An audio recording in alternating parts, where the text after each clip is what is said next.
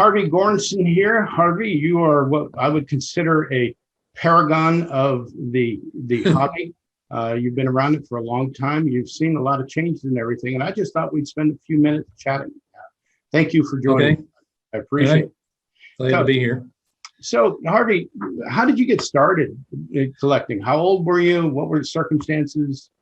My oldest recollection of having a die-cast car in my hands was about 3 years old.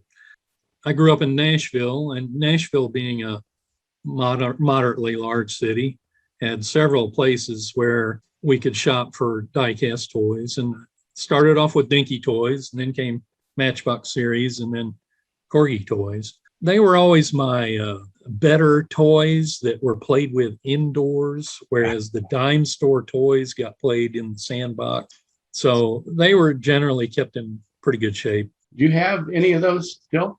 At some point in time, we decided I should shed my toys. And, well, it was the Dinky toys that went. But one of them, my mother took them to a thrift store, to get a quarter a piece or something for them. And but one of them didn't sell, and it was an old Dinky 49 Ford Army car. I have given that to my daughter for her to keep. I have given my son my first Matchbox series that I still had.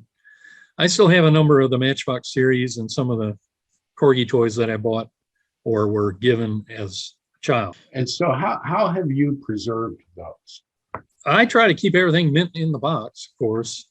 I do not have enough space to display everything by any means. I do have 2 old Corgi display cabinets that came out of a toy store in Nashville that I can display 100 to 200 cars at a time in. So I rotate the display and keep everything else in their boxes, preserving them, because if you have everything on display, you run the risk of too much dust, sunlight that'll fade things, or even the rubber tires flattening. Keeping them clean can be a real problem. So, over the years, as you built your collection, how did you decide what to add to it? You may have noticed from Forum 43 that I'm all over the place. I've got a bit of everything, from land speed record cars to Grand Prix racers, Le Mans racers, Woodies, Finmobiles from the 50s, just muscle cars, anything that interests me, pretty much everything. If I like it, I usually buy it. So that's your criteria. If you like the model, you buy it. Do you necessarily have to like the 1-1? I'll digress to something. In 1981, I went to Europe, and of course, the highlight of that trip was seeing the race at Le Mans. When I got over to England, I hit a few places over there. I think it was on a Wednesday. I met up with Mike and Sue Richardson at their home. They publish the Modeler's World magazine. They've done articles in Model Auto Review. They published a book on Dinky toys. They're well-known collectors throughout Britain. And this same question came up as I had a potluck dinner with them. What do you decide to collect, or how do you decide to add something to the collection? And Sue Richardson said, our main criteria is, do we like it? So it boiled down to that. If you have to like it, sometimes you start collecting by the numbers. For instance, it's hard to stop getting the Goldvarg models number by number because they're all good. But at some point you may stand back and say, do I really like this? You start cutting back or going in a different direction. For me, I think you're a lot like most collectors, and I think I am too. I don't necessarily have to like the 1-1 to get the model. I have an appreciation for a well-made model. And I've got stuff in my collection that I would probably never buy the 1-1. But I enjoy owning the model. Sounds like that's your motivation too. A lot of it. Sometimes the 1-1 is, for instance, when it comes to race cars, if you're trying to build, like I am, the 1981 grid at Le Mans, well, you got to have everyone that was there, whether you like the race car or not. How are you doing on that? I think I got about 6 or 7 of the entrants to go. Yeah. I think I have 55 of the 61. Wow. That's great. But what's even more interesting is there were about 6 or 8 did not start cars, and 2 of those have been made. A third that I've been looking for. I mean, there's that much interest to even make models of cars that didn't even start the race. And you enjoy the hunt, don't you? Oh yeah. Yeah. I think that's one of the great motivations of the hobby is trying to find those things that are hard to find. And then when you find them, for me, when I find it, I think, okay, that's it. That's the last model I need. I'm happy from here on out. But the moment I open it up, I'm looking for the next one. So there's always a holy grail. So you got a large collection. I'm sure that you have in that collection, there are models that you are especially fond of. What are some of those that you really enjoy? And for me, I'd have to say the Top Marks Bentleys. Max Koenig did a wonderful job making those back in the 90s, I guess it was. He made those late 80s, early 90s. Some of them have lift-off hoods with engine detail and even a photo etched Bentley badge on the engine block. Just very well done. But the other precious meaning could mean what means something to me personally. In other words, if the house were on fire, what do I grab and run out with? And there's 2 categories there. The models I built because I put something of me into those, and I ain't never going to replace them. And then I would have to say a lot of the old dinky toys that really started me off. Wow.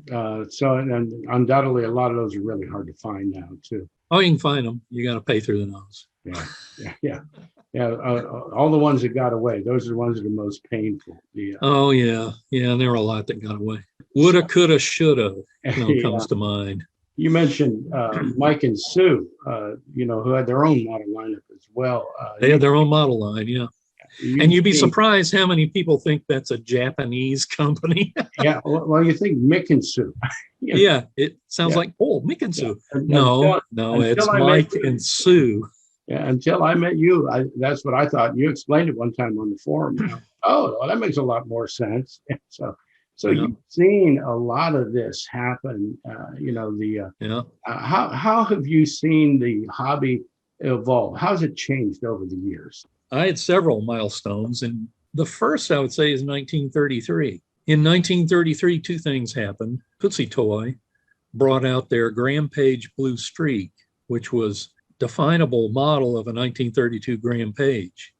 A lot of dime store toys and things up until that point were, pretty cheap looking, but this had rubber tires and plated grill bumper unit at the front. So it was a cut above everything else. I think Meccano in England took note of that. Towards the end of 33, they had their Hornby electric train range, and they brought out a set of 6 what they called modeled miniatures to be accessories to display with the trains. And these included some trucks, a couple of sports cars, a tractor. Soon kids were buying them for toys as opposed to railway accessories. And by early 34, they called them dinky toys. They went on a tear in the 30s and 40s, making die casts of ever more authentic model cars, which brings us to the next point, and that's 1956, when Playcraft in Wales decided to take on Meccano and brought out the Corgi toy range. They were billed as the ones with windows. From then on, there was a one-upmanship with ever more increasing features, suspension, interiors, opening doors, hood and trunk, and all through the 60s, not just dinky, but a lot of the continental European makes like Solito and Techno and Politoys and Mercury, they were all trying to make more and more authentic toy car that would also serve for collectors. I'll jump to the next date on my list, and that's 1961. And in 61, Dugu in Italy and Rio in Italy brought out the first collector's model made out of Zamac and plastic. So these were the first die-cast collector's models. They were not meant as toys. The earliest ones had even little strips of rawhide to serve as hood hold downs. They had Rio Tatalari had a machine shop. That's how he got his start making these models. He even machined little brass hubs for the wood spoke or simulated wood spoke wheels. So that was a significant step, because now you've created something that's not a toy, it's a model. In 1964, I got that date out of the book by Strutt and Wright. A model appeared called Mark Europa, M-A-R-C, Europa. And it was a Ferrari GTO made out of white metal. And it was available as a kit or as a ready build. But anyway, Mark Europa, you could call that the first white metal model. 1968, and I call this a black date in the collecting community. That's when Hot Wheels came out. And when Hot Wheels came out, they put the industry on their ear. Dinky, Corgi, all those people had been making models that serve two purposes: collectible cars and toys.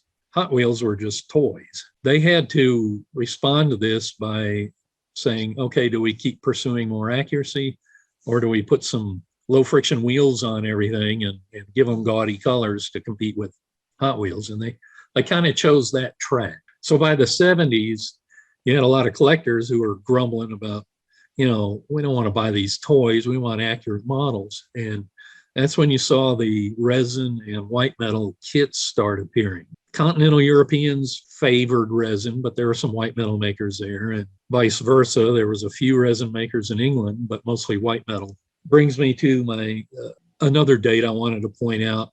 1970, a publication appeared called Miniature Car Collector. It was published out in California on newsprint. It was intended to be kind of like a little rag to keep everybody informed about what was going on in the collecting industry. One of the features of it was a one ad section. And from that, I started having my first contacts with other collectors. I even got some models from a guy in France by virtue of that publication. So that is significant, because that was the first miniature car, as opposed to modeling, magazine. Back to white metal. In 1975, AMR, Andre Marie Roof, brought out his first model, which was a 1974 Porsche Carrera that was second place car at Le Mans. This was so far above anything that had been made in white metal at that point. I think the date of that car's introduction is significant, because then you started seeing the high detail, hand-built white metal model car. Roof went on to make a lot of kits and built models that a lot of collectors have treasured ever since. Next on my timeline, I guess, would be 1990. That's when Paul's Model Art, who had been making white metal kits and hand belts in Germany, decided to start an operation up in China, making Mercedes and Audi and other cars that competed in the German Touring Car Championship. And these were far and away above any die-casts that were being made in Europe at the time. They, like a Mercedes that I'll forward you a picture of, had highly detailed interior. Even you look through the spokes of the wheels, you see the drill rotors on the brake, on the disc brakes. Reflective material put on the rear view mirrors, a little photo etched Mercedes star. A lot of the toy production had started shifting over to China in the late 80s, but now a lot of the die-cast production shifted over to there after Minichamp showed what you could do. I think the only die-cast still being made in Europe might be Brum, or maybe some of the other M4 entities, like it's possible Rios are still made there. About 10 years later, along comes Spark, essentially doing the same thing with resin models. They set up production in China, pretty much killed kit industry in Europe. Because why? When you can get this beautifully detailed model from, at the time it started out around maybe 30, $40. Why spend the time building a kit when you can get something perfectly made from over there? So those are my timeline things. Mm-hmm. Well, you've got the historic perspective.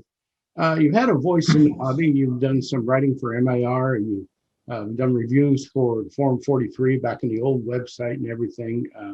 And you've got a pretty good eye for detail. You manage to catch things that a lot of us miss in looking at a model. So how do you approach a model? You look for history, you look for background, you just sit and study the model. How do you get into reviewing one? That's one of the questions I had to scratch my head over. If it's a historic model, like I reviewed the Mullen collection cars that Mini Champs did for Form 43 in diecast zone.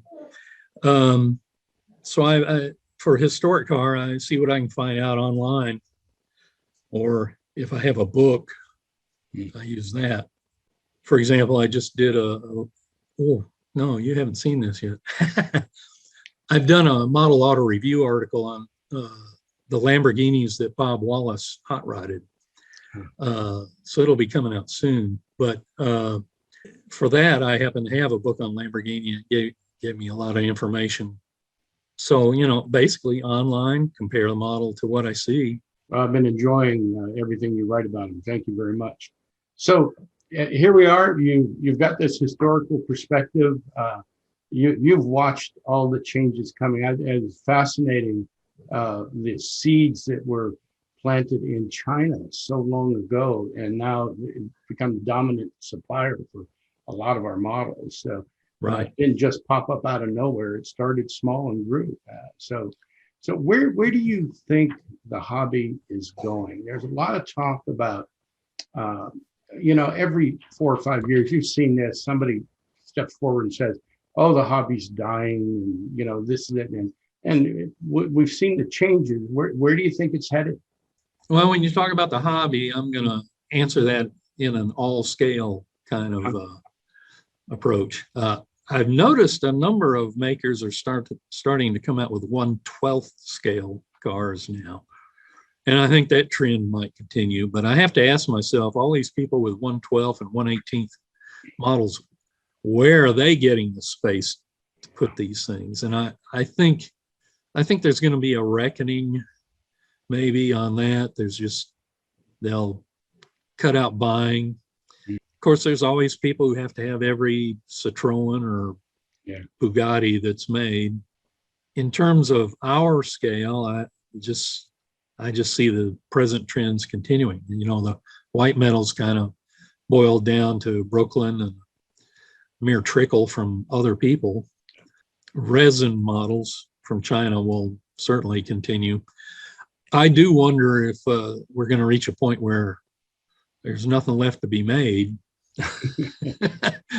I know a lot of collectors of American cars would like a lot of, for example, four-door sedans and more commonplace cars made, and maybe somebody will pick up on that.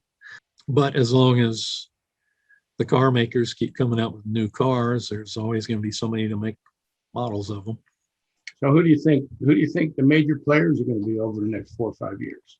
Well, I think as long as Mr. Bulgari is interested in Brooklyn, he'll keep that going. And Brooklyn seems to be getting other projects that keep their workforce well employed. I think Spark is going to continue they've got a ready set market for Formula One cars and Le Mans type cars. They make every Le Mans winner, every Sebring winner, every Daytona 24-hour winner. So they're going to keep cranking those out. There's, a few, and then you have people like Autocult and, makers like that make the oddball cars. Autocult has carved out a nice niche for themselves. High quality models, unusual subject matter, but they do them well. Yeah, they do. And I like the ones I've gotten from them. That subject. Do you see any significant change in subject matter? And here's what I mean by that. We've seen a big emphasis from the time that I've been in the hobby. I got in somewhere around 88, 89 or so. And I didn't get serious about it until the late 90s. But at that time, you couldn't sell a model of the car in the 60s. Matter of fact, people at Brooklyn used to say 60s models don't sell. And now we're there, and so when I got in, it was 30s, 40s, 50s. 50s were just huge. Do you see that continue to evolve? They say nostalgia kicks in at 30 to 40 years. Mm-hmm. So that puts you in the 70s, 80s time frame for cars. Well, that's the so-called malaise era of American cars. Yeah. And what did people do back then? They bought Japanese and German. Well, just about every German car from that era has been made by Mini Champs or somebody. But I think there's room for a bunch of the Japanese cars to be made from that era. And there's makers who've already made a number of them. Mm-hmm. Yeah, I've seen some of the stuff from Mirage, old HPI. Some of the Japanese makers are already into that, and right. Stuff. Company called Ignition has been making. I think they're the successor to Mirage, but they make a lot of tuner cars, the hot rodded Japanese cars. Do you see a time?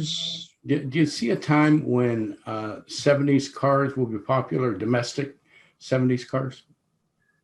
Well, I think Neo's American Excellence showed that there was some popularity to that. They made a lot of 70s and 80s cars that collectors bought, particularly Cadillacs and Lincolns, those kind of things. Now, would they buy Oldsmobiles from that era? Well, even Kess brought out a 76. He did. I forget the date. But again, it's that nostalgia factor. Mm-hmm. If you grew up and were carted around in Mom's Vista Cruiser, well, Gold Vargas made a model of it. You and I lived through that time, and I didn't feel like we were in malaise at the time. I got excited over new car introductions. But I got to believe that there's a good number of people out there that grew up watching Farrah Fawcett drive a Cobra 2. And at some point, you're going to want to have one of those sitting on their desk, which you can get from Greenlight. Yeah. And it's not a bad model.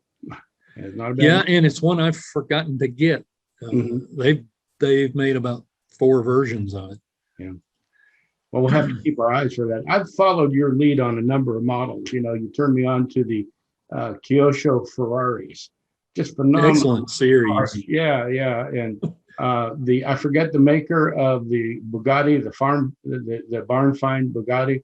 Everett. Yeah. Everett. So I follow you. You got good taste. So if you had your own model company, Harvey, what would you do with it? What would you do differently than anybody else did? Well, rather than own a company, I'd tell you a couple of things I'd do if I, had unlimited funds. And I'd fly down to Australia and I'd talk to the tracks people. Yes. And I'd say, I'll buy your molds if I can have them and make left-hand drive versions of your American cars. Brilliant. Because they don't want to they're not interested in doing that. Everybody wants them. So I think there'd be a market for that. Second thing is the Europeans are basking in the glory of American muscle cars through this American car series. It's only available there and in Mexico. I think that series would sell here. Yeah. Bring it here. Yeah. Third thing. I picked up a couple of those, and they're pretty decent. I got the Rebel Machine. Yeah. Great model. The Hearst Chrysler. I got the Hearst. Get that? Chrysler. Yeah. The El Camino is nicely done, and they're going to do a GMC version. too. And I just saw a picture of an Olds 442, a 69. I think it looked pretty nice. So yeah, I mean, these would sell here. I think like David Holcomb, that pre-1930 cars are sadly neglected. Now, this would be something for a more high-end model maker, like Vlad Sarakalot or someone else, EMC or somebody, to make, and it would cost more. But I think there'd be a market there that, you saw the model that one of Neo's companies brought out of the 1918 Baker Electric. It just got snapped up because it's so well done. Yeah. There is a little bit of a vacuum there, and the opportunity to bring something to market with incredible detail that, like EMC did with what was it, 1903 Cadillacs.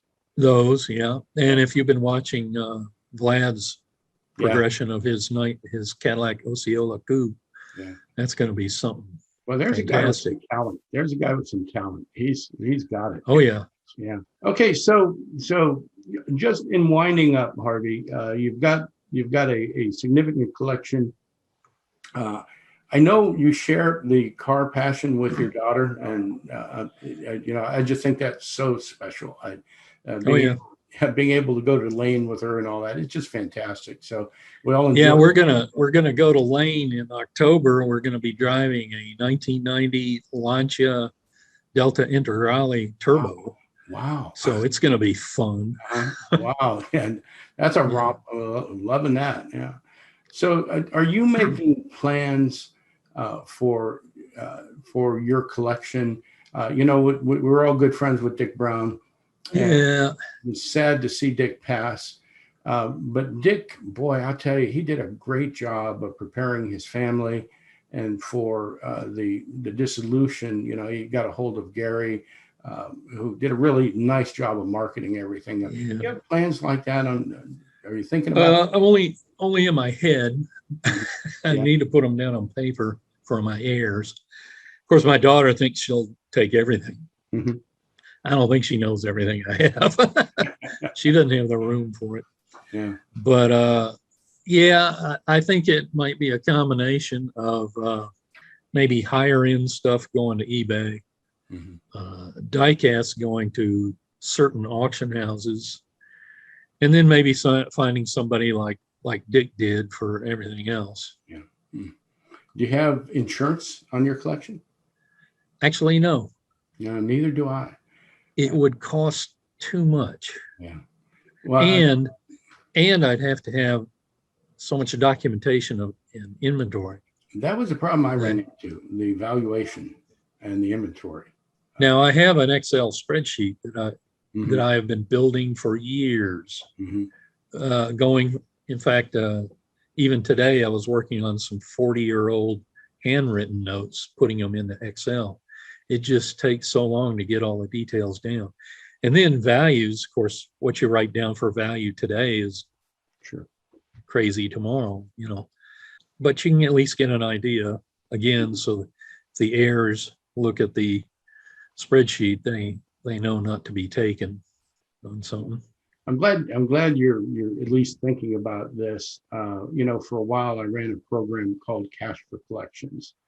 We got, I was getting 4 or 5 inquiries a week from heirs, from, wives and sons and daughters and, that sort of thing. And somebody had passed away and they had nothing. I had one lady down near you called me and said she had all these 124th Danbury Mint, Franklin Mint stuff, and she started running the inventory. Right away, I realized she had something pretty special. But I said, do you have the original box? She says, yes, they're stored separately. And I said, well, where are the models? She goes, I have them in a box too. And she had piled all the models in a box. And can't blame her. She didn't know, she knew that the boxes were important. She knew the models were important. She didn't know which models went in what box. And I've just seen some disasters. I've seen people that thought they had something really significant and it's 350 Maestos. Yeah. And half of them are still out there on the market. And so having plans going forward, at least having somebody, I've got some friends that my wife can call if anything happens to me. So Yeah, and when it comes to old vintage die casts, it's condition. Yeah. Well, it's a story of the hobby. So, well, look, it's been great talking to you, Harvey. I appreciate your time. Do you have any words of wisdom? Final words? I think you had a question early on about what advice I would give to a new collector. Oh, there you go. Thank you. I come back to what Sue Richardson said. Do we like it? Number one, there's that. If somebody were starting out today collecting these, I would tell them to pick a scale and or a theme and stick with it. Oh, yeah. So if you like Ferraris, but you don't care about scale, go collect Ferraris. If you like Mustangs, but you want them all to look nice on the shelf together, pick a scale and collect Mustangs. So that'd be my advice. Try to focus. Yeah, I think what I hear you saying is collect what you enjoy, but try to have some focus. Right. Always somebody can do that. There's always going to be something that breaks the rule. Yeah, absolutely. The ones you gotta have. Like, I don't think you were a Ferrari collector till you saw those Kyoshos. Oh man, those just blew my mind. I had to get them. So, and I enjoy them. I've got them sitting in my office at the church. And when I'm sitting there writing or waiting for the next appointment to come in, I'll just swivel around, take a look at those cars, and it kind of eases my mind a little bit. So I appreciate that. Thank you. You can play with those too. Yeah, that's right. Well, thanks for your time, Harvey. We'll look forward to talking to you again soon sometime. Okay. Thank you.